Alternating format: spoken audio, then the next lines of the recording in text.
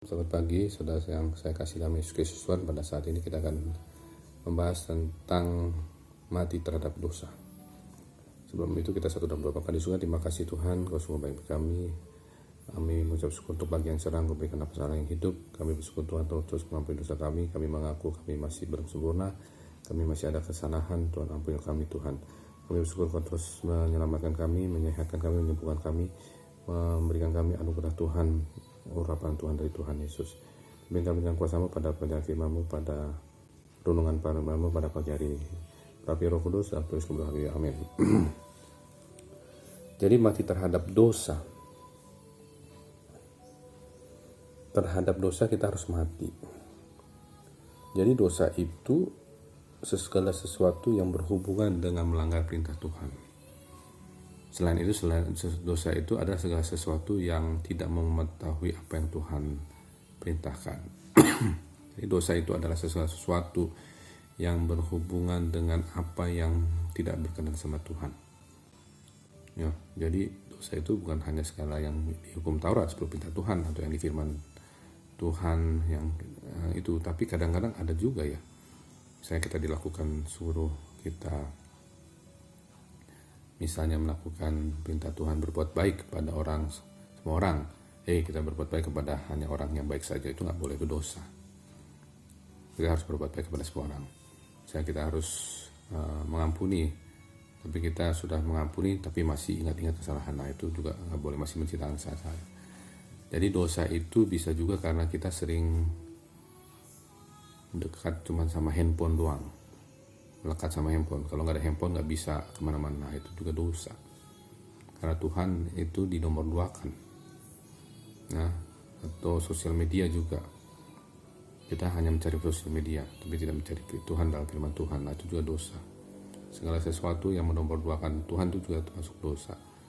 Ya, dulu dosa itu bisa menomorsatukan suami, menomorsatukan istri, menomorsatukan anak-anak, atau misalnya orang tua dan mertua, atau harta, uang, kekayaan. Tapi sekarang juga zaman sekarang ini dosa itu menomorsatukan handphone, menomorsatukan sosial media, menomorsatukan pokoknya di luar Tuhan, bisnis dan sebagainya. Ya, apalagi mamon, hati-hati, uang itu ada berhala. Jadi Paulus berkata di dalam Roma 6 ayat 3-5, Roma 6 3-5, baptisan air melambangkan mati terhadap dosa. Kita baca ya, atau tidak tahukah kamu bahwa kita semua yang telah dibaptis dalam Kristus telah dibaptis dalam kematiannya. Dengan demikian kita telah dikuburkan bersama-sama dengan Dia oleh baptisan dalam kematian, supaya sama seperti Kristus telah dibangkitkan dari antara orang mati oleh kemuliaan Bapa, demikian juga kita akan hidup dalam hidup yang baru. Sebab jika kita telah menjadi satu dengan apa yang sama dengan kematiannya, kita juga akan menjadi satu dengan apa yang sama dengan kebangkitannya. Kalau kita sudah mati terhadap dosa, berarti kita sudah mati bersama-sama Tuhan. Dan kita juga sudah memiliki kemuliaan Tuhan karena kita sudah dibangkitkan bersama-sama Tuhan. Jadi kalau sudah dipercayakan kemuliaan Tuhan, sudah kita tidak bisa berbuat dosa lagi, peliharalah itu, setialah di dalam kebangkitan itu. Kadang-kadang orang suka lupa sih, cuma pikirin diri sendiri, cuma pikiran apa yang enak doang yang di HP, atau pikiran yang sosial media. Ya, tapi tidak mau memikirkan apa yang Tuhan mau lakukan di dalam kebangkitannya, istilahnya dalam rencana-rencana kebangkitannya. Supaya apa? Supaya mereka juga mengalami sama-sama kayak kita, mengalami mati terhadap dosa dan bangkit bersama Kristus. Siapakah mereka yang belum merasakannya itu? Ya orang-orang yang belum kenal Tuhan. Makanya firman Tuhan berkata, pergilah dan jadikanlah semua bangsa muridku. Itu tidak seperti firman Tuhan omong kosong, atau firman Tuhan buat pendeta doang, atau hamba Tuhan. Firman Tuhan itu bawa anak-anak Tuhan. Ya, sebelum kedatangan Tuhan, sebelum kita menjadi pengantin perempuan mempelai anak domba, kita calon pengantin perempuan mempelai anak domba. Sebelum masuk pesta perjamuan kawin anak domba, kita bawa orang-orang yang terhilang supaya diselamatkan oleh darah Yesus Kristus, oleh nama Yesus Kristus. Amin. Nama itu suci loh, kudus. Makanya kita harus menceritakan kita adalah pemberita-berita Injil keselamatan Injil Yesus Kristus. Amin.